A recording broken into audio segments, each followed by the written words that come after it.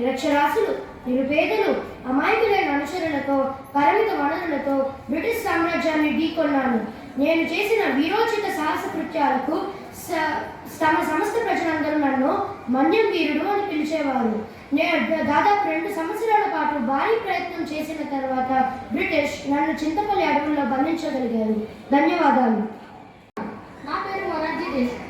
నేను భారత స్వాతంత్ర సమరయోధుడు, జనతా పార్టీ నాయకుడు. నేను భారతదేశం యొక్క 4వ ప్రధానిగా నా సేవలను అందించాను. నేను భారతదేశం మరియు పాకిస్తాన్ దేశాల అత్యున్నత పౌర పురస్కారాలైన భారతరత్న మరియు నిషానే పాకిస్తాన్ బిరుదులను పొందినవాడిని. నేను భారతదేశం మరియు పాకిస్తాన్ దేశాల మధ్య శాంతిని ప్రారంభించడానికి ఎన్నో ప్రయత్నాలు చేశాను. అంతేకాదు, చైనా పాకిస్తాన్ దేశాల మధ్య స్నేహపూర్వక సంబంధాలు ఏర్పరచుటకు సహాయం చేశాను. ధన్యవాదాలు. నేను మీ అరుణ ఆసఫ్ ఆలిని.